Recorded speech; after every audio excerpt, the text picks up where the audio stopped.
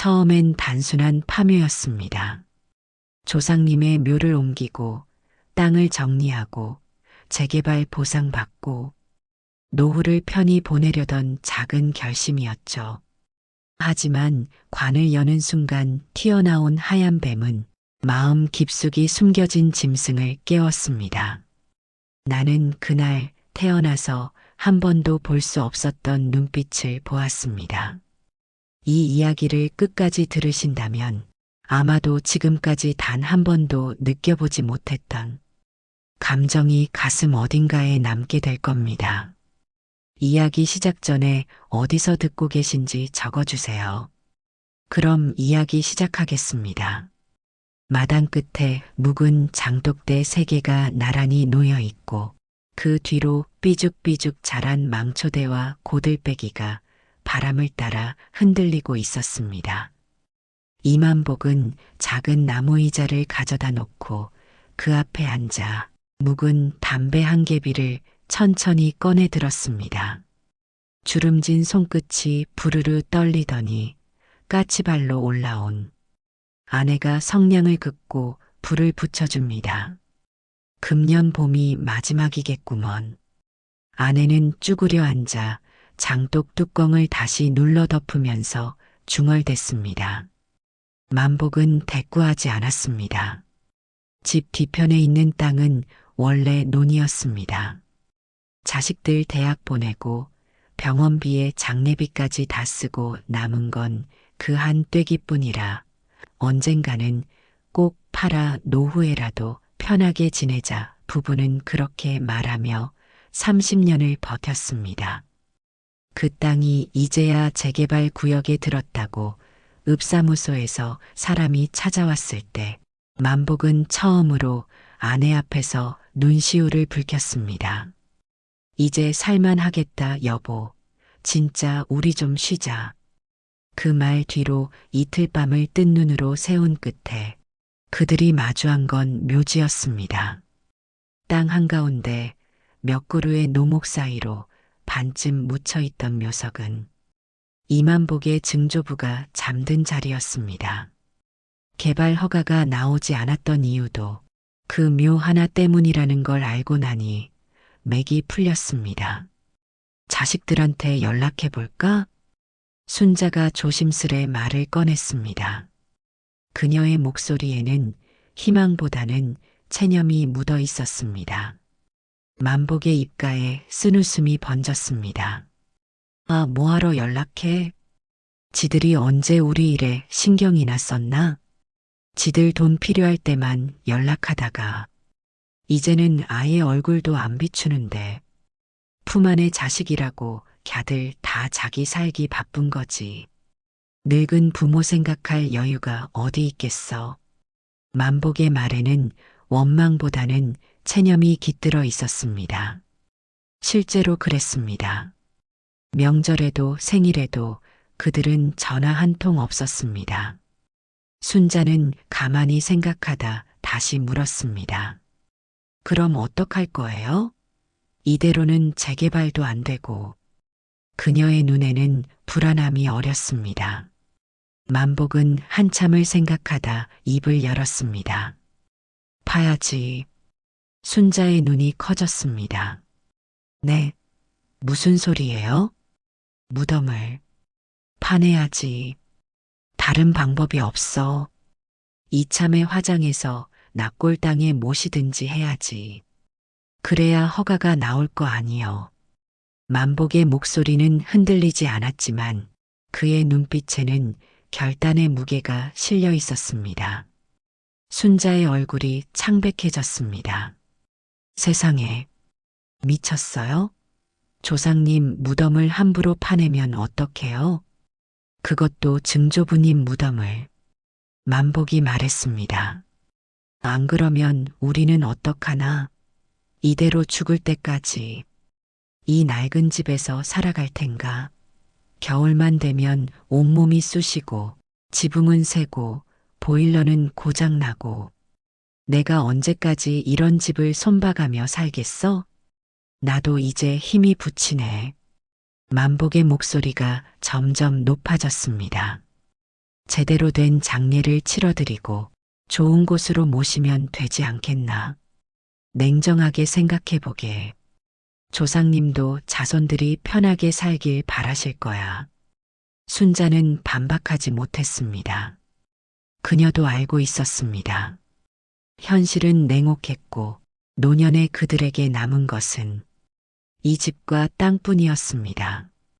젊었을 때는 열심히 일했지만 자식 키우고 교육시키느라 모아둔 돈은 없었고 나라에서 나오는 돈으로 겨우 약값과 식비를 감당할 뿐이었습니다. 다음 날 만복은 동네 이장에게 상황을 설명하고 조언을 구했습니다. 이장은 고개를 갸웃거리며 말했습니다. 공식적인 절차로 하면 시간도 오래 걸리고 복잡할 텐데 내가 아는 사람이 있긴 한데. 만복은 그날 저녁 파묘 전문 업체에 몰래 연락했습니다. 법적 절차를 밟기에는 너무 오래 걸릴 것 같았고 그럴 여유도 없었습니다. 업자는 전화로 짧게 말했습니다. 비용은 좀 들지만 조용히 해결할 수 있습니다. 일주일 후 새벽 만복과 순자는 무덤 앞에 서 있었습니다. 백발의 노부부가 떨리는 손으로 간소한 제사상을 차렸습니다. 초가을의 아침 공기는 차가웠고 그들의 숨은 하얀 입김이 되어 하늘로 올라갔습니다. 무덤 주변에는 억새가 바람에 흔들리고 있었고 멀리서 개 짖는 소리가 가끔 들려왔습니다. 만복이 절을 올리며 작은 목소리로 말했습니다. 조상님, 죄송합니다. 어쩔 수 없는 상황이라 이렇게 더 좋은 곳으로 모시겠습니다. 자손들이 잘 살 수 있게 도와주십시오. 순자도 눈물을 훔치며 절을 올렸습니다. 그녀의 눈물은 인생의 마지막 기회를 잡기 위한 절박함과 조상에 대한 미안함이 뒤섞인 복잡한 감정의 표현이었습니다. 제사를 마치자 검은 옷을 입은 3명의 남자가 조용히 다가왔습니다. 그들은 모두 굳은 표정이었고 말수가 적었습니다. 가장 나이든 업자가 고개를 숙여 인사했습니다. 시작하시죠. 흙을 파내는 소리만이 새벽 공기를 가르고 있었습니다. 만복과 순자는 무덤 근처 고목나무 아래에서 묵묵히 지켜보았습니다. 각자의 마음속에는 복잡한 감정이 교차했습니다. 약 2시간 후 삽이 단단한 물체에 닿는 소리가 들렸고 업자들의 움직임이 조심스러워졌습니다. 한 삽, 2삽, 3삽. 흙을 걷어낼수록 습한 냄새와 함께 뭔가 낯선 기운이 풍겨오기 시작했고 묘지 주변에 함께 섰던 작업인부 셋이 서로 눈치를 보며 흙을 파내려 갔습니다. 관이 나왔습니다. 업자가 만복에게 알렸습니다. 오래된 나무관이 모습을 드러냈습니다. 세월의 흔적이 깊게 새겨진 관은 검게 변색되어 있었고 일부는 부식되어 있었습니다. 만복이 천천히 다가가 무릎을 꿇고 관을 내려다보았습니다. 조심스럽게 꺼내세요. 만복이 떨리는 목소리로 말했습니다. 업자들이 조심스럽게 관을 들어올리는 순간 관 틈새로 무언가 움직이는 것이 보였습니다. 순간 모두 얼어붙었고 만복은 본능적으로 한 걸음 물러섰습니다. 관은 예상보다 가벼웠지만 그 안에서는 분명히 무언가가 움직이고 있었습니다. 뭐가 있는데 순자가 떨리는 목소리로 말하려는 순간 관의 틈새로 하얀 뱀 한 마리가 빠르게 튀어나왔습니다. 아! 순자가 비명을 질렀고 업자들도 놀라 관을 거의 떨어뜨릴 뻔했습니다. 하얀 뱀은 순식간에 주변 풀숲으로 사라졌습니다. 모두의 얼굴에는 놀라움과 공포가 뒤섞여 있었습니다. 이런 일은 처음 봅니다.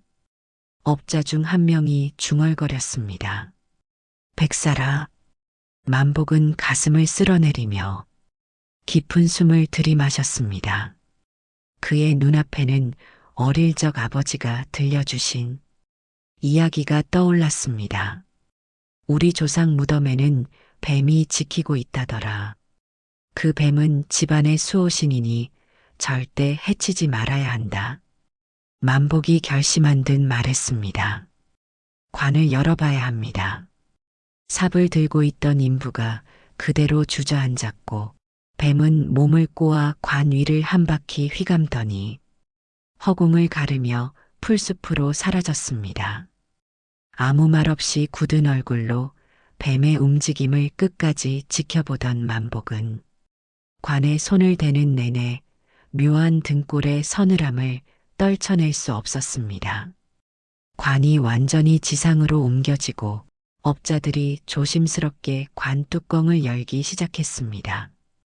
녹슨 못이 삐걱거리는 소리가 고요한 새벽을 가르는 가운데 만복과 순자는 숨을 죽인 채 지켜보았습니다. 관 뚜껑이 서서히 들리자 오래된 삼배천이 드러났고 그 위에는 먼지와 시간의 흔적이 켜켜이 쌓여 있었습니다. 이렇게 보존이 잘 되어 있을 줄은 몰랐습니다. 업자 중 가장 나이 많은 사람이 말했습니다. 그의 손은 수십 년간 무덤을 파낸 경험이 있는 듯 능숙했지만 그럼에도 이번 경우는 특별해 보였습니다. 보통은 이렇게 오래된 관은 거의 다 부식되어 있는데 만복은 떨리는 손으로 삼배천을 조심스럽게 들추었습니다. 그 아래로 드러난 것은 사람의 뼈가 아닌 검게 변색된 나무 상자였습니다. 상자는 약 30cm 정도의 크기로 오래되었지만 조각이 정교하게 새겨져 있었습니다. 용과 봉황이 어우러진 문양이 희미하게 남아 있었고 상자 위에는 한자로 무언가 적혀 있었지만 세월이 흘러 알아보기 힘들었습니다. 이게 뭐요? 순자가 놀란 눈으로 물었습니다. 그녀의 목소리에는 두려움과 호기심이 뒤섞여 있었습니다. 만복은 말없이 상자를 조심스럽게 들어 올렸습니다. 예상보다 무거웠고 그 무게감에 만복의 눈이 커졌습니다. 상자를 흔들자 안에서 무언가 부딪히는 소리가 들렸습니다. 유골함인가? 만복이 중얼거렸습니다. 아닙니다. 유골함치고는 모양이 다르고 이건 마치 보물상자 같습니다. 업자가 말했습니다. 그의 목소리에는 미묘한 긴장감이 실려 있었습니다.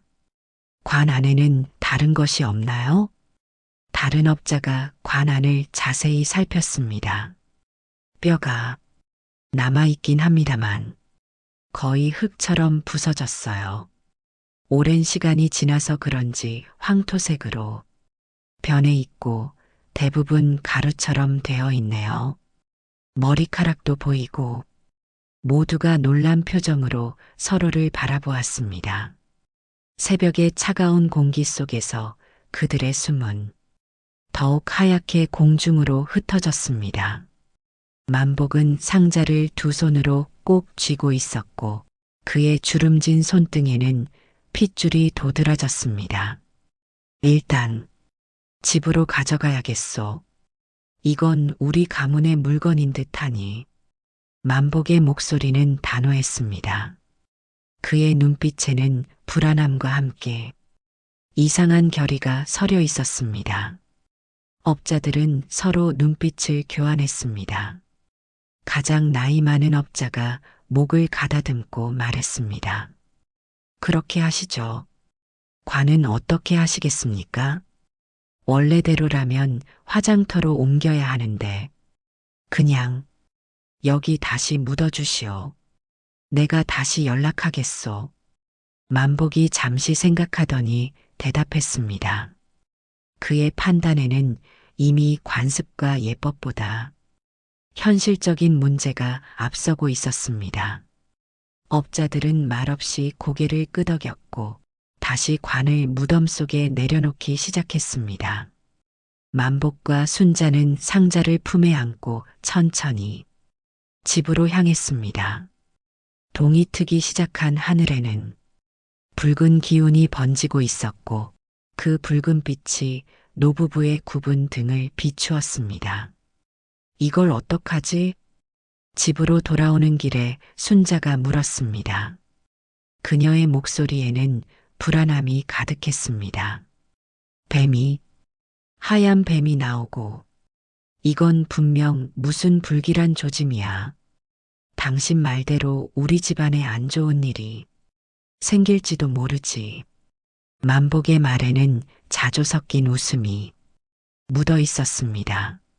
지금보다 더 안 좋을 수 있을까? 자식들은 연락도 안 하고 집은 낡아가고 건강은 더 악화되고 집에 도착한 노부부는 대청마루에 상자를 내려놓았습니다.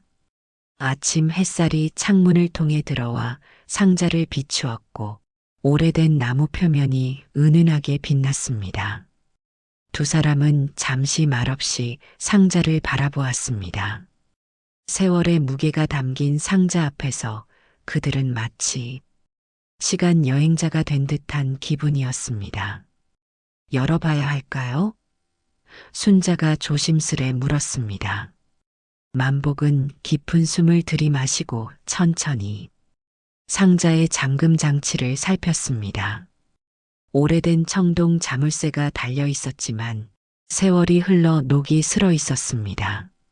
만복은 부엌에서 드라이버를 가져와 조심스럽게 자물쇠를 살폈고 잠시 망설이다가 힘을 주어 자물쇠를 비틀었습니다. 녹슨 자물쇠는 예상보다 쉽게 부서졌고 금속이 부서지는 소리가 적막한 집안을 가득 채웠습니다. 이제 열어볼까? 만복이 순자를 바라보았습니다. 두 사람의 눈에는 기대와 두려움이 공존하고 있었습니다. 만복이 천천히 상자 뚜껑을 열었습니다. 뚜껑이 완전히 열리자 노부부의 눈이 동시에 커졌고 순자는 손으로 입을 가렸습니다. 상자 안에는 노란빛을 내는 물건들이 가득했습니다. 금괴 몇 개와 은괴 여러 개, 그리고 푸른빛이 감도는 옥으로 만든 장신구들이 정교하게 놓여 있었습니다. 그 아래로는 누렇게 변색된 문서들이 말려 있었습니다. 세상에, 이게 순자의 떨리는 손이 금괴를 향해 뻗어갔습니다. 작은 금괴를 들어 올리자 무게감에 순자의 손이 흔들렸습니다. 진짜 금이야? 만복은 말없이 금괴 하나를 집어들었습니다. 그의 손바닥에 놓인 금괴는 무거웠고 빛을 받아 반짝였습니다. 만복은 오래전 금은방에서 일했던 기억을 더듬어 금괴의 표면을 자세히 살폈습니다. 진짜 금이 맞는 것 같네. 이건 엄청난 재산이야. 순자의 얼굴이 창백해졌습니다. 이걸 어떡하지? 이런 걸 가지고 있어도 되는 거야? 왜 증조부님 무덤에 이런 게? 만복은 문서를 조심스럽게 펼쳐보았습니다. 한자로 빼곡히 적혀 있었지만 만복은 한자를 잘 알지 못했고 게다가 오래된 필체와 변색된 종이 때문에 내용을 파악하기 어려웠습니다. 이건 아마도 재산 목록이나 유서 같은 거겠지. 나중에 아는 사람한테 물어봐야겠어. 노부부는 한동안 말없이 보물을 바라보았습니다. 아침 햇살 속에서 금괴와 옥 장신구들은 더욱 화려하게 빛났고 그 빛은 낡은 한옥 마루에 따스한 기운을 더했습니다. 만복은 깊은 생각에 잠겼습니다. 그의 마음속에는 복잡한 감정이 교차했습니다. 조상의 유산인 이 보물은 분명 그들의 마지막 기회가 될 수도 있었지만 동시에 새로운 문제를 가져올 수도 있었습니다. 지금 신고하면 정부에서 압수할지도 모르고 세금 문제도 있을 것이고 그렇다고 불법으로 소유하자니 양심이 찔렸습니다. 일단은 비밀로 하자. 만복이 결정을 내렸습니다. 무작정 신고했다가 압수당하면 우리는 또 빈손이 될 거야. 조용히 전문가한테 문의해서 어떻게 해야 할지 알아보자. 순자는 머뭇거리다 고개를 끄덕였습니다. 그래요. 하지만 사람들 눈에 띄면 어쩌지? 파묘한 인부들도 봤는데 만복의 표정이 굳어졌습니다. 그놈들 분명히 무언가 눈치챘을 거야. 상자가 무거웠으니까. 하지만 증거는 없으니 괜찮을 거야.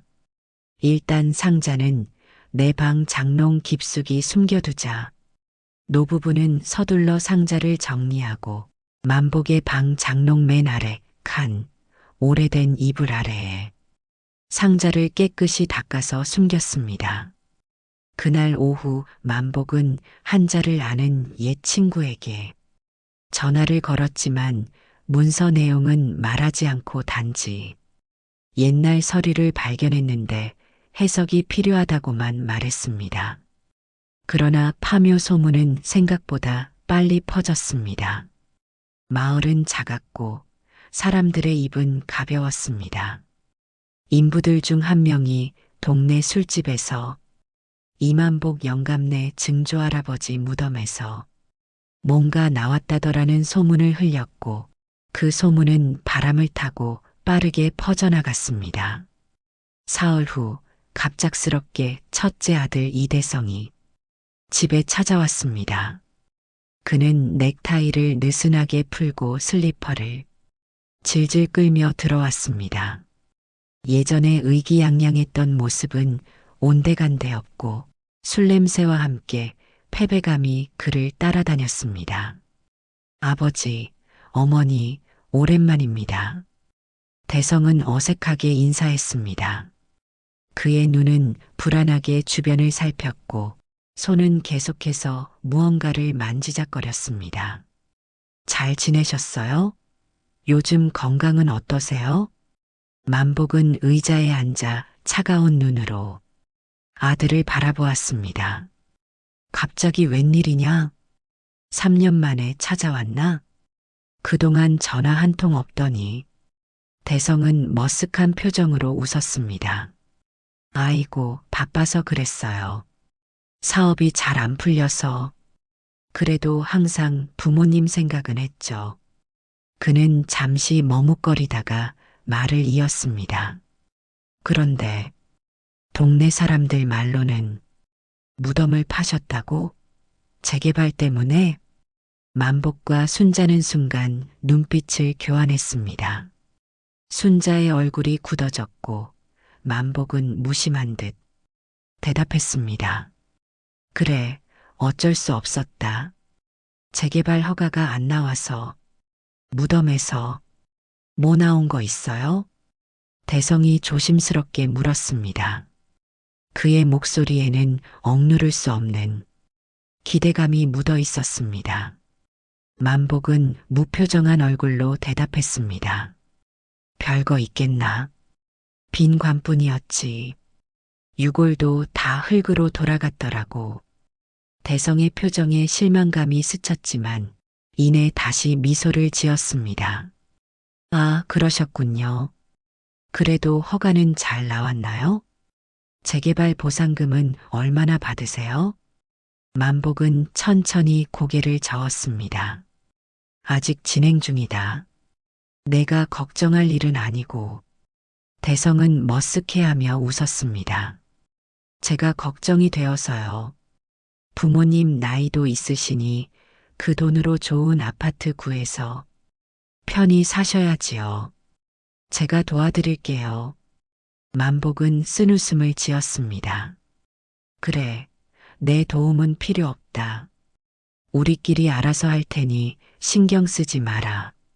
그날 저녁 대성은 내일 또 오겠다며 돌아갔습니다. 만복은 문을 닫고 한숨을 내쉬었습니다. 저놈, 내 눈을 못 쳐다보더군. 분명히 무슨 소문을 들었을 거야. 어떡하지? 순자의 목소리에는 걱정이 가득했습니다. 이제 다른 애들도 올 것 같아요. 대성이가 분명 전화했을 거예요. 기다려보자. 만복이 단단한 목소리로 말했습니다. 자식들이 진짜 무엇 때문에 오는지 확인해 봐야지. 과연 만복의 예상대로 다음 날 오후에는 둘째 아들 이중성과 그의 새 아내가 찾아왔고 저녁에는 막내딸 이미영까지 모습을 드러냈습니다. 모두 갑작스러운 방문에 변명을 늘어놓았지만 그들의 눈빛에는 숨길 수 없는 욕심이 서려 있었습니다. 며칠 사이에 조용하던 만복의 집은 갑자기 북적이기 시작했습니다. 자식들뿐 아니라 며느리, 사위, 심지어 손주들까지 하나둘 모여들었고 모두가 노부부의 건강을 걱정하는 척하며 은근슬쩍 재개발과 땅 이야기를 꺼내기 시작했습니다. 식사 자리에서는 서로 눈치를 보며 웃음꽃을 피웠지만 그 웃음 뒤에는 날카로운 이해관계가 숨어 있었습니다. 인정 많던 순자는 자식들이 돌아온 것이 기뻤지만 만복은 그들의 속내를 꿰뚫어 보았습니다. 밤이 되어 모두가 잠든 후 만복은 조용히 자신의 방 장롱을 열고 상자를 확인했습니다. 보물은 여전히 그곳에 있었지만 만복의 마음은 점점 무거워졌습니다. 그는 창문을 통해 보이는 달을 바라보며 생각했습니다. 이 보물이 축복일까, 저주일까? 일주일이 지나고 만복의 집에는 이제 아침부터 시끌벅적한 소리가 넘쳐났습니다. 예전에는 찾아오지도 않던 자식들과 손주들로 집안에 발 디딜 틈이 없었습니다. 둘째 며느리는 매일 아침 일찍 와서 밥을 해주겠다며 부엌을 차지했고 막내딸은 어머니 건강을 위해 산책을 나가자며 순자를 데리고 나갔습니다. 첫째 아들 대성은 아버지 곁을 맴돌며 재개발 진행 상황을 물었고 둘째 아들 중성은 노후 자금 관리를 도와주겠다며 적금과 보험 이야기를 꺼내기 시작했습니다. 그날 아침도 다르지 않았습니다. 식구들이 모여 아침 식사를 하는 동안 만복은 말없이 밥을 먹었습니다. 그의 눈에는 피로와 실망이 가득했습니다. 오랜만에 모인 가족이었지만 웃음소리 속에 숨겨진 속내를 그는 너무 잘 알고 있었습니다. 아버지, 재개발 허가는 어떻게 됐어요? 무덤 파는 거 신고는 하셨어요? 대성이 밥을 입에 넣으며 물었습니다. 그의 눈은 만복의 표정을 살폈습니다. 만복은 천천히 숟가락을 내려놓았습니다. 아직이다. 조용히 해결하는 중이야. 아이고, 그렇게 하시면 안 돼요. 불법으로 하시면 나중에 문제 생길 수도 있어요. 중성이 걱정하는 목소리로 끼어들었습니다. 제가 아는 변호사가 있는데 한번 상담해 보시는 게 어때요? 만복은 대답하지 않고 찬물을 마셨습니다. 식탁 위에는 오랜만에 풍성한 반찬이 놓여 있었지만 그의 입맛은 이미 싱겁게 변해 있었습니다. 아버지, 솔직히 말씀드리면 대성이 목소리를 낮추며 이야기를 시작했습니다. 마을 사람들이 이것저것 말이 많더라고요. 무덤에서 뭔가 나왔다는 소문도 있고 만복의 눈이 날카롭게 빛났습니다. 순자는 불안한 눈으로 남편을 바라보았고 자식들은 숨을 죽이며 기다렸습니다. 무슨 소리를 듣고 온 거냐? 만복이 낮고 무거운 목소리로 물었습니다. 잠시 침묵이 흘렀습니다. 그때 중성의 아내가 조심스럽게 입을 열었습니다. 저희는 부모님 걱정뿐이에요. 혹시 무덤에서 뭐가 나왔다면 그게 문화재일 수도 있잖아요. 신고하셔야. 그래, 신고해야지. 대성이 재빨리 거들었습니다. 하지만 그 전에 우리가 먼저 확인해 봐야 하지 않을까요? 가족 일이니까. 만복은 천천히 자리에서 일어섰습니다. 그의 등은 구부정했지만 눈빛만은 여전히 강인했습니다. 모두 거실로 모여라. 할 말이 있다. 식구들은 의아한 표정으로 서로를 바라보았지만 만복의 단호한 어조에 모두 순순히 거실로 이동했습니다. 만복은 자신의 방으로 들어가 잠시 후 오래된 나무 상자를 들고 나왔습니다. 그가 거실 한가운데 상자를 내려놓자 모두의 눈이 동시에 커졌습니다. 세상에, 저게 뭐예요? 막내딸 미영이 놀란 목소리로 물었습니다. 만복은 천천히 상자의 뚜껑을 열었습니다. 엄청난 금괴와 은괴, 그리고 옥 장신구들이 아침 햇살을 받아 반짝였습니다. 자식들의 숨소리가 일제히 멈췄고 방 안에는 긴장감이 가득 찼습니다. 이게 증조할아버지 무덤에서 나온 거예요?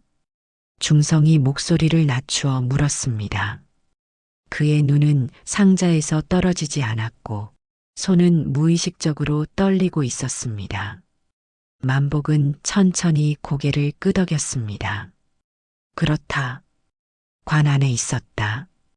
내 생각에는 외적을 피해 숨겨둔 것 같다. 문서에는 한자로 뭐라고 적혀 있는데 아직 해석하지 못했다. 와, 저 금 좀 봐. 저게 몇 돈이야? 한 10kg은 되겠는데. 대박이네. 하. 막내딸이 좋아하며 웃었습니다. 만복은 자식들의 표정을 하나하나 살폈습니다. 그들의 눈에는 숨길 수 없는 욕심이 가득했고 그 눈빛은 만복의 마음을 더욱 무겁게 만들었습니다. 이건 우리 가족의 유산이네요. 제대로 관리해야. 대성이 말을 꺼내려는 순간 만복이 그의 말을 자르며 단호하게 선언했습니다. 이건 줄 수 없다. 누구에게도. 방 안에 침묵이 내려앉았습니다. 모두가 놀란 표정으로 만복을 바라보았습니다. 무슨 말씀이세요? 중성이 당황한 목소리로 물었습니다. 우리는 그냥 제대로 관리하자는 거지. 그래, 관리해야지. 만복의 목소리는 차가웠습니다. 내가 관리할 거다. 이건 우리 집안의 것이고 조상님께서 남기신 거다. 하지만 지금 너희 누구도 이걸 받을 자격이 없다. 대성의 얼굴이 굳어졌습니다. 아버지, 그게 무슨 말씀이세요? 저희는 가족이잖아요. 가족? 만복이 비웃듯 되물었습니다. 그의 목소리에는 수년간 쌓인 서운함이 묻어 있었습니다. 내가 아플 때는 어디 있었냐? 수술할 때 옆에 있어준 적 있었냐? 명절에도 네 엄마 생일 내 생일에 얼굴 한번 비추기. 힘들었던 너희가, 전화도 한 통 안 하던 너희가 갑자기 찾아와 가족 타령이냐? 순자가 놀라서 남편의 팔을 잡았습니다. 영감, 진정해요. 애들도 다 바쁜 거. 아니, 당신도 알잖아. 만복의 목소리가 약간 떨렸습니다. 우리가 얼마나 외로웠는지, 아프고 힘들 때 곁에 있어준 사람 하나 없었어. 그런데 갑자기 돈 냄새 맡고 다 모여들었잖아. 자식들의 얼굴이 붉어졌습니다. 미영이 눈물을 글썽이며 말했습니다. 아버지, 그렇게 말씀하시면 저희도 생활이 있고 멀리 있어서. 그래, 다들 핑계는 많지. 만복이 냉정하게 말했습니다. 하지만 이제 와서 이 상자 때문에 찾아온 너희들에게 줄 생각은 없다. 이건 내가 책임지고 관리할 거다. 나중에 너희들이 진정으로 가족의 의미를 알게 되면 그때 다시 생각해 보겠다. 만복은 상자를 다시 닫고 단단히 들었습니다. 그의 주름진 손등에는 핏줄이 도드라졌지만 그 힘은 여전히 강인했습니다. 이제 할 말은 다 했다. 더 이상 이 상자에 대해서는 묻지 마라. 자식들은 서로 눈빛을 교환했습니다. 대성이 한숨을 내쉬며 말했습니다. 아버지가 그렇게 생각하시면 어쩔 수 없죠. 하지만 그건 우리 가족 모두의 것이에요. 언젠가는 공정하게 나눠야 되는 거 잊지 마세요.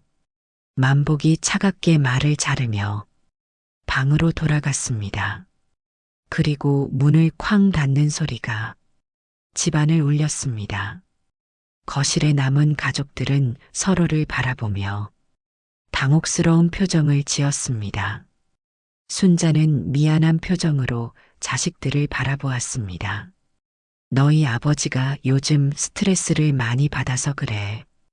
이해해라. 어머니, 그래도 너무하시네요. 중성이 불만스러운 목소리로 말했습니다. 우리도 권리가 있는데. 순자가 쓴웃음을 지었습니다. 대성이 잠시 생각에 잠기더니 한숨을 내쉬었습니다. 알겠습니다, 어머니. 아버지 말씀이 맞아요. 우리가 너무 성급했던 것 같습니다. 아버지께서 원하시는 대로 하시게 해드리죠. 그래요. 저도 아버님 뜻을 따르겠습니다. 중성도 의외로 순순히 고개를 끄덕였습니다. 그의 목소리에는 진심이 담긴 듯 했지만 눈빛은 여전히 차가웠습니다. 어머니, 너무 걱정하지 마세요. 저희가 더 이상 이런 일로 부모님께 스트레스 드리지 않을게요. 막내딸 미영도 고개를 끄덕였습니다. 저도 이해해요. 아버지 말씀이 맞아요. 우리가 너무 욕심을 부렸네요. 순자는 의외로 쉽게 수긍하는 자식들을 보며 안도히 한숨을 내쉬었습니다. 그래, 너희가 이해해주니 고맙구나. 시간이 지나면 아버지도 마음이 풀리실 거야. 자식들은 모두 공손하게 인사하고 하나둘 집을 나섰습니다. 현관문이 닫히자 순자는 만복의 방으로 가서 조심스럽게 문을 두드렸습니다. 들어와요. 만복의 낮은 목소리가 들렸습니다. 순자가 방에 들어서자 만복은 창가에 앉아 밖을 내다보고 있었습니다. 그의 눈에는 깊은 피로감이 서려 있었습니다. 자식들이 다 돌아갔어요. 의외로 순순히 당신 말에 따르겠다고 하더라고요. 순자가 조심스럽게 말했습니다. 만복은 쓴웃음을 지었습니다. 그날 이후 자식들의 연락은 정말 거짓말같이 다시 예전처럼 뚝 끊겼습니다. 전화도 오지 않았고 방문도 없었습니다.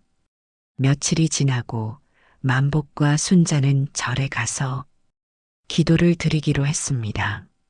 마음의 평화를 찾기 위해 그리고 잠시라도 집을 떠나 머리를 식히기 위해서였습니다. 산속에 있는 작은 절이었지만 그곳에서의 시간은 두 사람에게 위안이 되었습니다.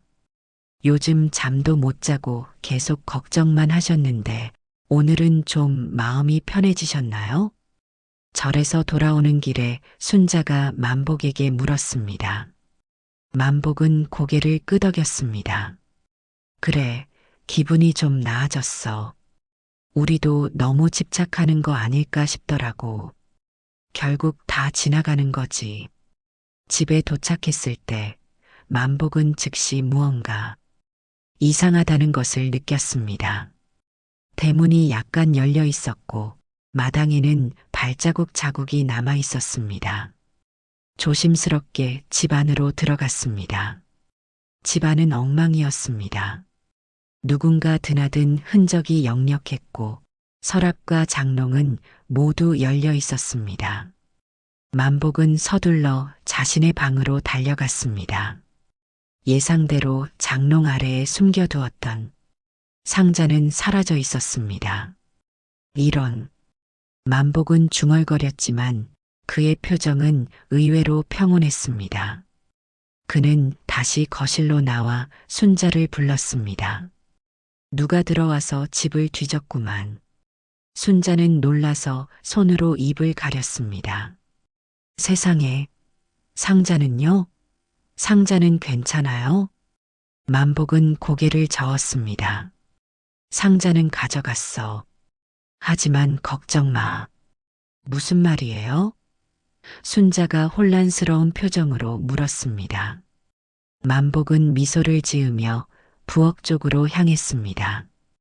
그는 낡은 싱크대 아래 수도관 뒤편의 벽돌 하나를 조심스럽게 빼냈습니다.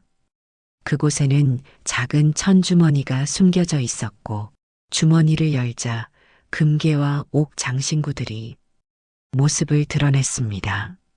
자식들이 그렇게 쉽게 포기할 리 없다고 생각했거든. 상자에는 비슷한 크기의 돌멩이만 넣어두고 진짜 보물은 여기 숨겨뒀지. 순자는 놀라움과 안도감이 뒤섞인 표정으로 남편을 바라보았습니다. 세상에, 당신 정말 자식들 마음을 모를 리가 있나. 만복이 쓴웃음을 지었습니다. 이제 그들은 돌멩이 든 상자를 가지고 있을 테고 아마 서로 그걸 두고 싸울 거야. 언젠가 그 상자를 열어보면 그때 깨닫겠지. 자기들이 얼마나 어리석었는지. 순자는 한동안 말없이 서 있다가 갑자기 웃음을 터뜨렸습니다. 영감, 당신 정말 대단해요. 이렇게까지 생각해 두다니. 만복도 따라 웃었습니다. 그의 웃음소리는 오랜만에 집안을 가득 채웠습니다. 비록 상황은 씁쓸했지만 두 노인의 마음에는 이상한 해방감이 찾아왔습니다. 자식들의 배신과 욕심에 상처받았지만 이제는 그것조차 받아들일 수 있을 것 같았습니다. 이제 어떡할 거예요? 웃음이 가라앉자 순자가 물었습니다. 만복은 창밖을 바라보며 대답했습니다. 좀 더 지켜볼 거야. 자식들이 어떻게 나오는지. 그리고 적절한 때가 오면 진실을 알려줄 거야. 그게 부모로서 할 수 있는 마지막 가르침일지도 모르지. 그리고 다음 날, 똑똑똑 집 대문을 두드리는 소리에 순자는 벌떡 일어났습니다. 창밖을 보니 해는 아직 뜨지 않았고 마당에는 젖은 기운이 가득했습니다. 이 시간에 누가? 만복도 조용히 일어나 창밖을 살폈습니다. 낯선 그림자 하나가 대문 앞에서 우산도 없이 비를 맞고 서 있었습니다. 누구시오? 만복이 문을 열며 낮게 물었습니다. 저 지난번 파묘 작업했던 업자 중 한 사람입니다. 낯익은 목소리. 그는 그날 관을 함께 들었던 인부 중 하나였습니다.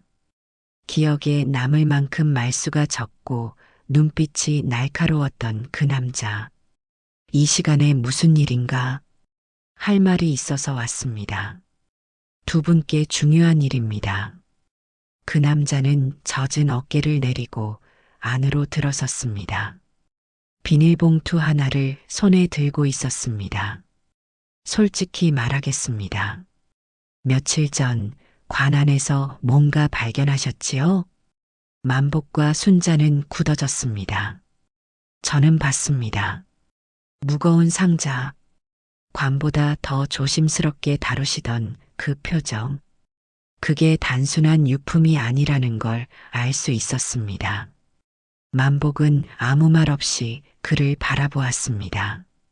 그의 눈빛은 더 이상 단순한 일용직 인부의 것이 아니었습니다. 전 그걸 사고 싶습니다. 뭐라고? 그 상자 말입니다. 안에 뭐가 들었는지 몰라도 제가 사겠습니다. 금으로든 현금으로든. 만복은 웃음을 터뜨릴 뻔했지만 참았습니다. 그는 이 남자가 단순한 노동자가 아니란 걸 직감했습니다. 그걸 왜 당신이 사? 전 유통을 합니다.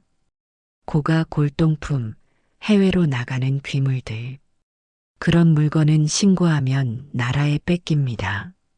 그럼 아무도 이익을 못 보지요. 순자의 눈이 동그래졌고 만복은 침착하게 물었습니다. 지금 날 협박하는 거요? 아닙니다. 남자는 고개를 끄덕였습니다. 선의의 제안입니다. 다만 이 제안을 거절하시면 다른 사람도 이 사실을 알게 될 겁니다. 그는 조용히 비닐봉투를 내밀었습니다. 그 안에는 복사된 주민등록 등본, 토지 등기부 등본, 그리고 파묘 장면이 흐릿하게 찍힌 폴라로이드 사진이 들어 있었습니다. 누가 이런 걸? 뒷일은 묻지 마십시오. 중요한 건 지금 선택을 하셔야 한다는 겁니다. 선택? 만복은 낮게 되물었습니다. 그 보물을 지키시겠습니까? 아니면 팔아넘기고 조용히 은퇴하시겠습니까? 집안엔 순간 정막이 흘렀고 순자는 손을 꽉 쥐었습니다. 생각할 시간을 드리죠. 이틀 안에 연락이 없으면 제 방식대로 처리하겠습니다. 남자는 비에 젖은 채 다시 우산도 없이 밖으로 나갔습니다. 마당 끝에서 사라지는 그의 뒷모습은 더 이상 업자가 아닌 사냥꾼처럼 보였습니다. 그리고 그날 밤 만복은 오래된 금고를 다시 꺼냈습니다. 상자 속 물건을 하나하나 꺼내며 자신이 앞으로 어떤 결정을 내려야 하는지를 무겁게 떠올렸습니다. 그날 밤 순자는 잠을 이루지 못했습니다. 누웠다가 일어났다가를 반복하며 거실에 앉아 불 꺼진 마당을 바라보았습니다. 여보, 우리 이거 괜히 건드린 거 아닐까? 만복은 조용히 담배를 꺼내 들었습니다. 불을 붙이지도 않은 채 입술에만 물고 있었습니다. 처음부터 이런 일이 있을 거라고는 예상 못했지. 하지만 이미 시작한 일이야. 그의 말투는 차분했지만 속은 달아오르고 있었습니다. 무엇보다도 자신들의 삶이 이제 더 이상 조용하지 않을 거란 직감이 있었습니다. 그리고 다음 날, 이장은 언제나처럼 마을회관 앞 평상에 앉아 담배를 피우고 있었습니다. 그를 본 만복은 천천히 다가갔습니다. 이장님, 이 영감. 간밤에 잠은 잘 잤소? 잘 자긴 한숨도 못 잤소. 그런데 말이요, 며칠 전에 우리 집에 누가 왔다 갔소. 파묘할 때 같이 일했던 그 업자. 이장의 눈동자가 아주 잠깐 흔들렸습니다. 그 양반이 왜? 내가 궁금한 건 딱 하나요. 그놈한테 우리 집 주소 누가 줬소? 이장은 헛기침을 하며 고개를 돌렸습니다. 아니, 그게 워낙 작은 동네고 다들 알잖아. 주소쯤이야 여기서도 집이 보이는데. 이장님, 만복은 담배를 꺼내 불을 붙였습니다. 그리고 그 불꽃을 천천히 바라보며 말을 이었습니다. 이 마을에서 우리 집 주소를 아는 사람은 많지만 내가 파묘한 사실을 아는 사람은 그날 현장에 있던 몇몇 분이요. 그리고 그 중에서 당신이 가장 말 많은 사람인 것도 알고 있어. 이장의 얼굴이 굳어졌습니다. 그게 무슨 소리야? 지금 나를 의심하나?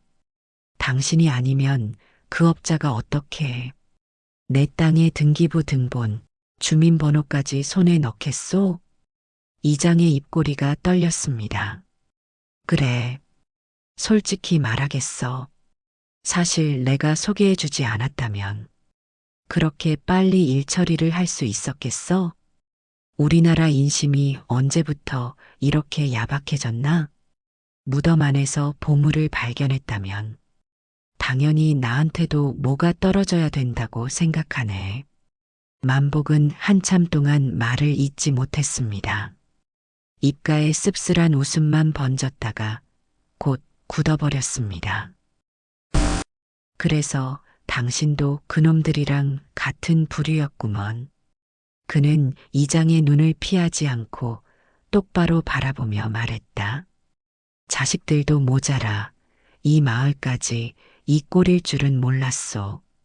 다들 그저 밥 나눠 먹고 추운 날에는 따뜻한 국물 한 그릇 나누던 이웃이었는데 돈 앞에서는 체면도 의리도 자존심도 다 개밥에 도토리더군. 이장은 억울하다는 듯 팔을 휘저었습니다. 그런 소리 말게, 이 영감. 나도 어려워. 요즘 먹고 살기 얼마나 힘든 줄 알아? 그깟 상자 하나에 목숨 건 게 아니라 나도 살아야 하니까 그런 거지. 살긴 누가 못 살아?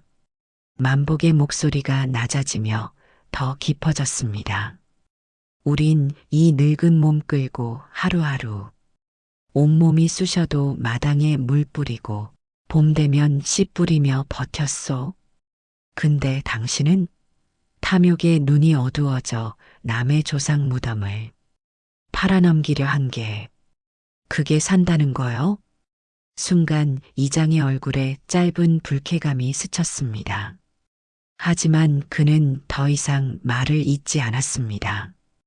그만큼 분위기는 얼어붙어 있었고 만복의 눈빛은 섣불리 덤빌 수 없는 결기를 품고 있었습니다. 다음부터 우리 집에 관한 말은 그 입 밖으로 한마디도 새지 않게 조심하시오. 만약 다시 내 귀에 소문 하나라도 들리면 그땐 이웃이 아니라 고소장으로 얘기하게 될 거요.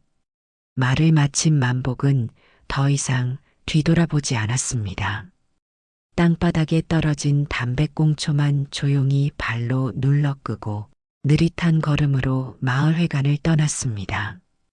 그의 등 뒤로는 오래 알고 지냈던 이장의 시선이 서늘하게 꽂히고 있었지만 그보다 더 차가운 것은 사람의 욕심이 만들어낸 배신의 기운이었습니다. 집으로 돌아온 만복과 순자는 거실에 멍하니 앉아 있었습니다. 방금 전 이장과의 대화는 말로 설명할 수 없는 허탈함과 분노를 남겼고 몸보다 마음이 먼저 부서진 듯한 기분이었습니다. 그런데 쾅, 쾅, 쾅 갑자기 대문을 거칠게 두드리는 소리가 울렸습니다. 순자는 놀라 벌떡 일어났고 만복은 이마에 주름을 더 깊게 새겼습니다. 문을 열자마자 느껴진 낯선 인기척에 순자는 본능적으로 뒤로 물러섰습니다. 여기야. 이만복 집 맞아. 누군가 외치며 마당으로 쏟아져 들어왔습니다. 낯익은 얼굴과 낯선 얼굴들이 뒤엉킨 그 무리는 마치 무언가에 홀린 사람들처럼 눈빛이 흐릿하고 거칠었습니다. 어딨어? 얻냐고. 무덤 안에서 나온 거. 금이랑 옥 다 봤다? 내가 숨겼지. 그거 원래는 우리 마을 보물이야. 순자는 멍하니 그들을 바라보았습니다. 그 무리 중에는 며느리도 있었고 대성의 친구란 남자도 있었고 파묘했던 인부들도 있었고 마을 이장 및 심지어 평소 인사도 나누지 않던 슈퍼 주인의 얼굴도 있었습니다.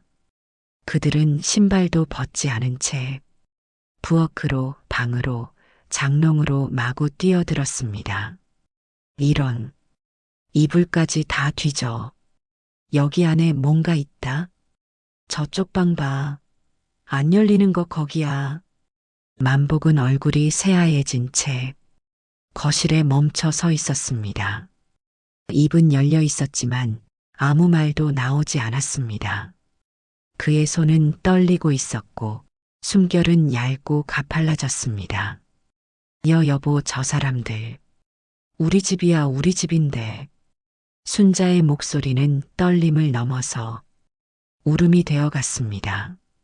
도대체 남의 집에서 지금 못들 하는 거야? 마루 끝에 쪼그려 앉아 머리를 부여잡은 그녀는 두 손으로 땅을 쳤습니다. 이게 지금 대한민국이야. 이게 지금 우리 사는 세상이야. 돈 앞에서 부모도 이웃도 다 짐승이 돼버리는 이 꼴이. 이게 진짜 현실이냐고. 하지만 누구 하나 그 울음에 귀 기울이는 이는 없었습니다. 심지어 대성은 방 한쪽 장롱을 넘어뜨리며 외쳤습니다. 아버지, 도대체 어딨어요? 이게 다 가족을 위한 거잖아요. 다 같이 잘 살아보자는 거잖아요. 거짓말 하지 마라. 만복의 목소리가 터졌습니다. 너희가 언제 우리랑 같이 살 생각을 했냐? 지금도 저 돈이 없었으면 여기 올 생각이나 했겠냐? 우리 집을, 우리 마음을 다 뒤엎어 놓고 지금 무슨 소리를 하는 거냐? 그때였습니다. 툭! 무언가가 떨어지며 부엌 쪽에서 타는 냄새가 피어올랐습니다.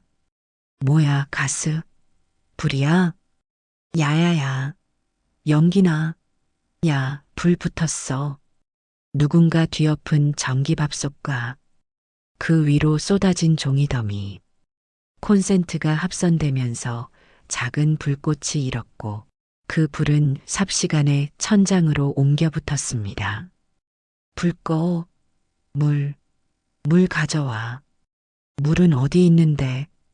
그러나 이미 마당은 발 디딜 틈 없이 혼란스럽고 누구도 냉정하게 움직이지 못했습니다.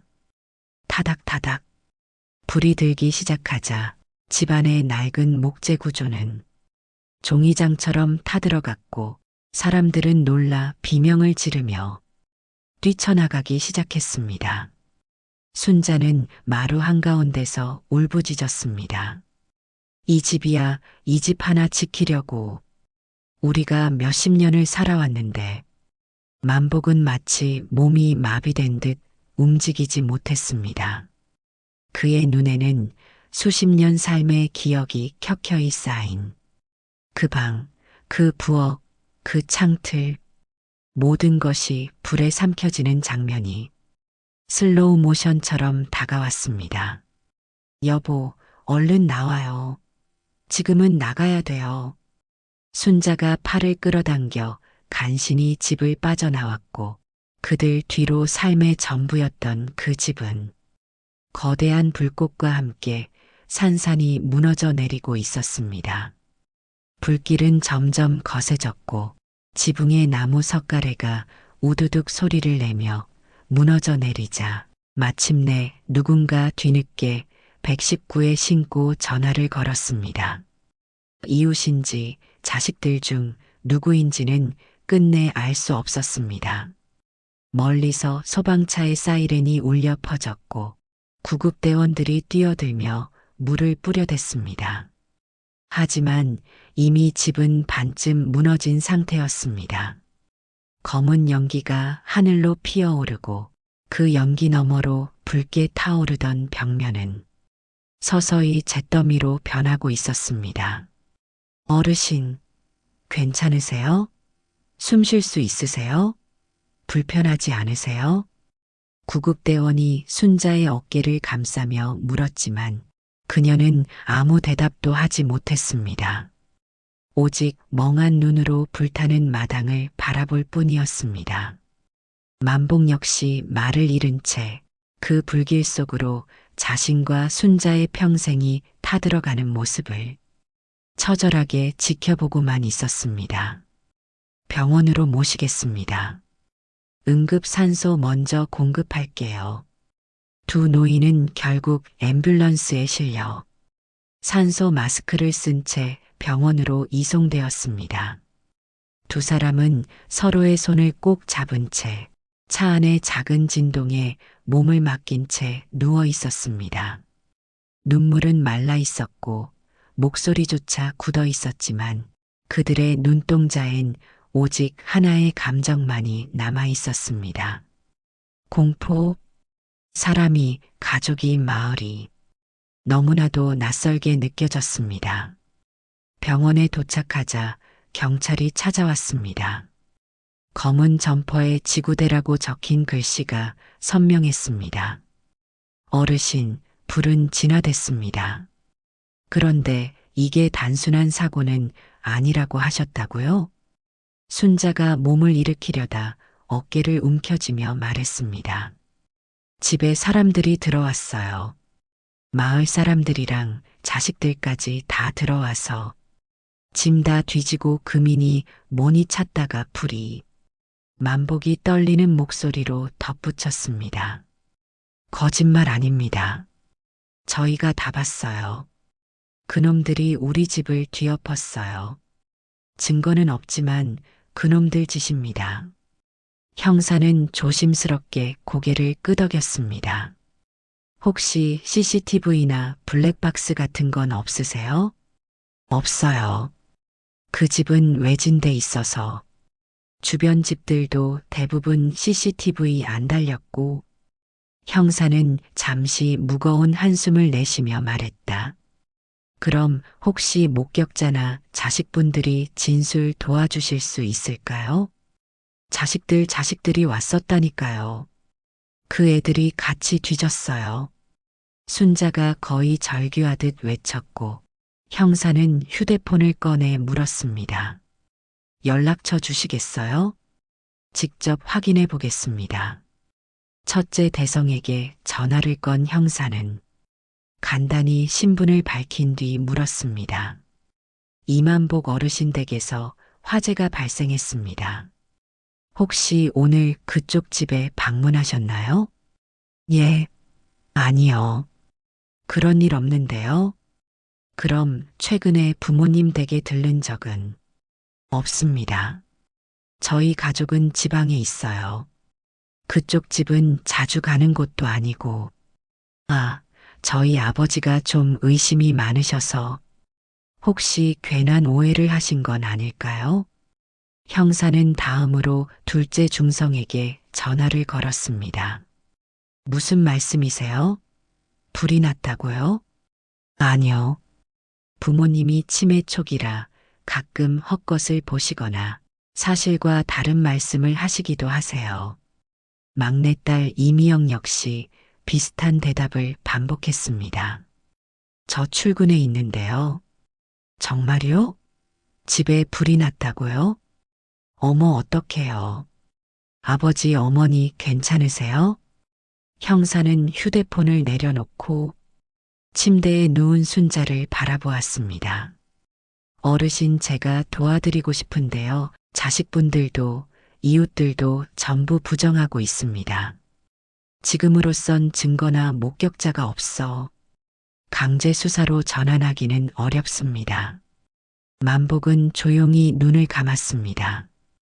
그의 얼굴에선 감정이 서서히 사라지고 있었고 순자는 흐느끼기 시작했습니다. 다들 거짓말이에요. 우릴 속였어요. 그 애들이 집을 부쉈어요. 사람들이 우리가 미친 사람 취급을 해요. 우리가 잘못한 거 없는데. 여보, 그만 울어요. 아무도 우릴 안 믿어. 우리 혼자야. 병원 침대 위에서 손을 맞잡은 두 사람은 마치 낯선 세상에 내던져진 유령처럼 작고 고요하게 그러나 깊은 절망 속으로 조용히 가라앉고 있었습니다.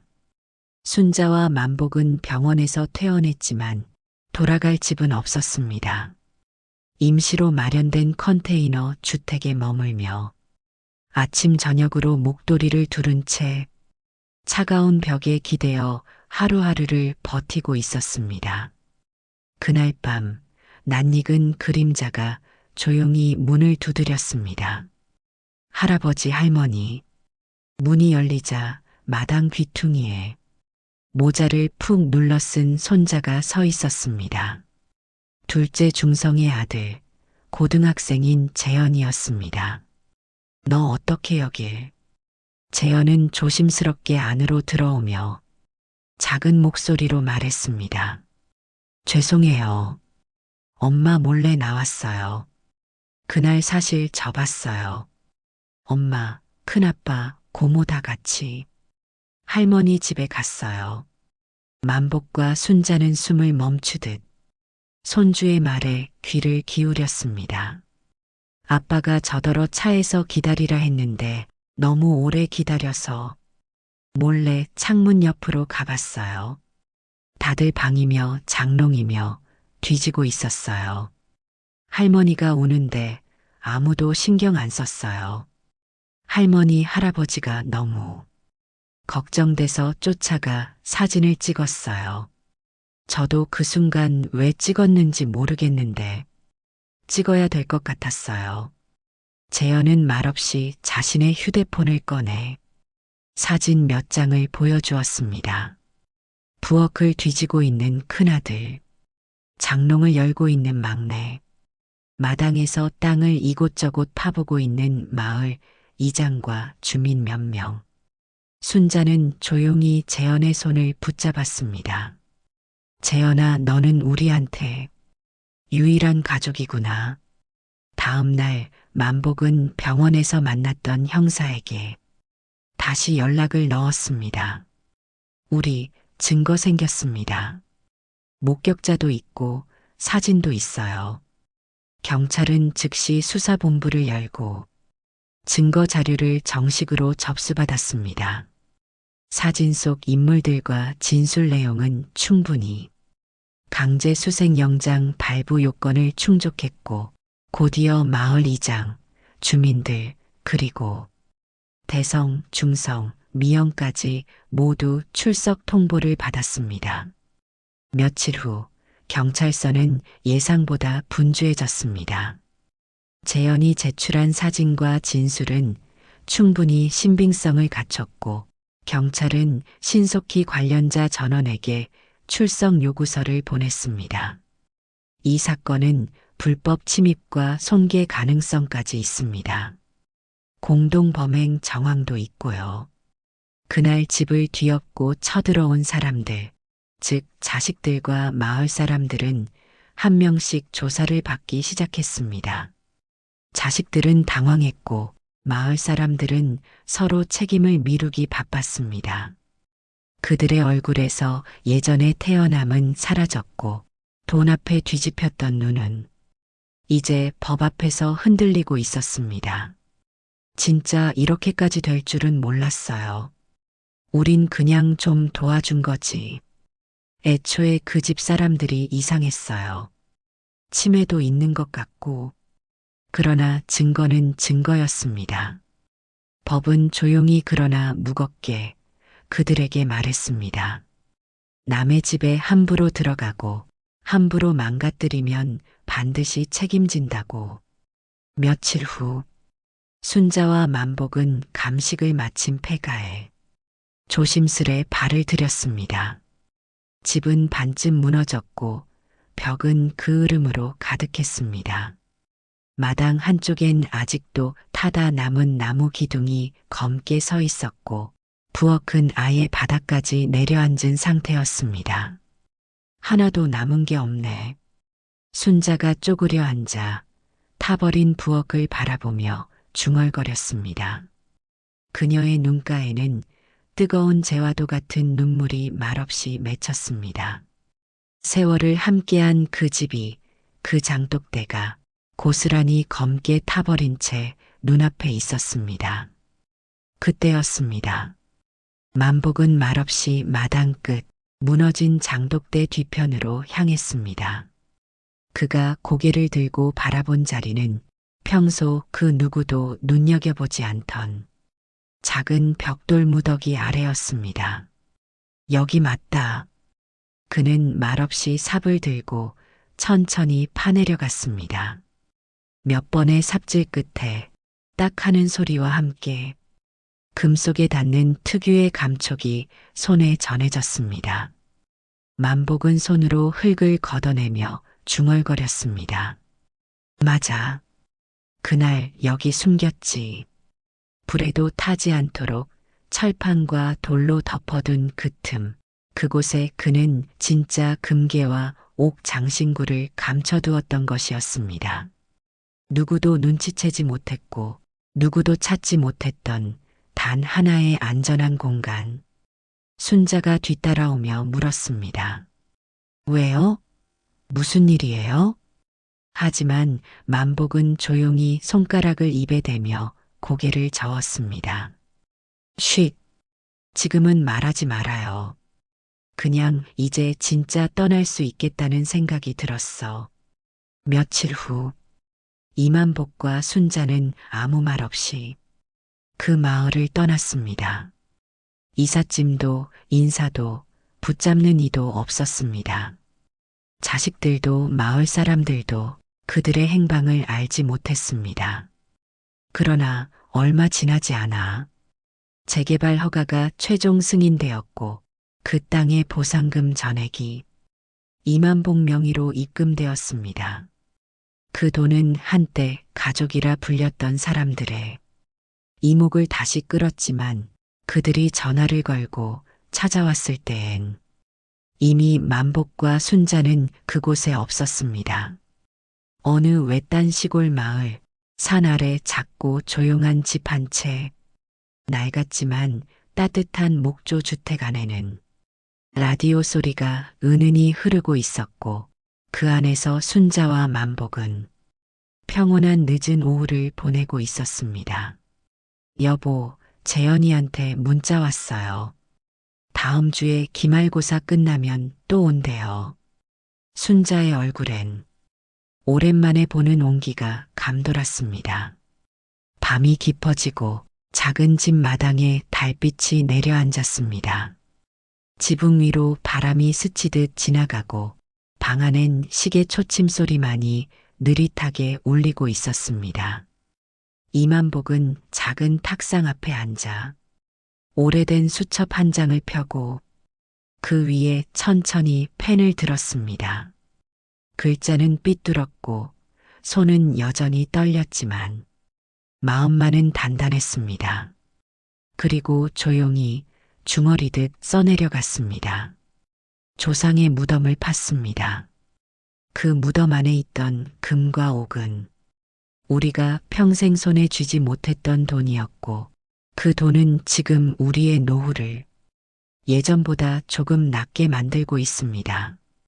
하지만 이게 과연 복인지 벌인지 모르겠습니다.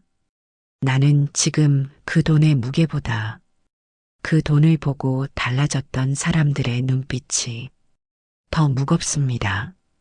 정들었던 마을 사람들은 하루아침에 침입자가 되었고 어쩌다 얼굴만 보면 웃던 그 이장은 우리 집을 팔아넘기려 했고 그리고 아무리 연락 없고 무심했던 자식들이었다지만 그래도 자식이었습니다.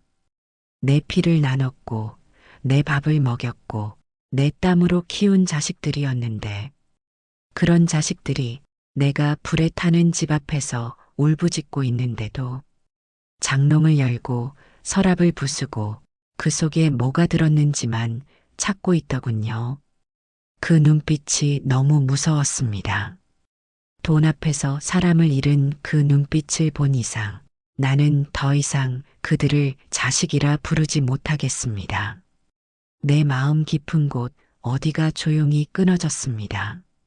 나는 지금 조상의 무덤을 판 대가를 받고 있는 것 같습니다.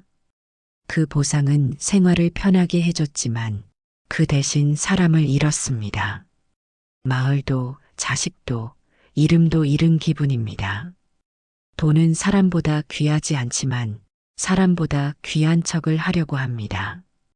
그 허세에 모두가 속고 모두가 무너지는 세상입니다. 이제 나는 사람보다 돈을 믿는 이들과는 말을 섞지 않으려 합니다. 남은 생은 조용히 나를 사람으로 대해준 그 아이에게만 가끔 안부를 남기려 합니다. 이만복은 수첩을 조심스럽게 덮고 그 위에 작은 금괴 하나를 올려두었습니다. 그리고 마루에 나가 밤하늘을 올려다보았습니다. 조상님 죄송합니다. 이걸 제가 감당하고 가겠습니다. 이 죗값은 제가 다 안고 가겠습니다. 오늘 이야기 어떠셨나요? 이야기가 재미있으셨다면 꼭 구독과 좋아요 눌러주세요. 또 다른 재미있는 사연으로 찾아뵙겠습니다. 감사합니다.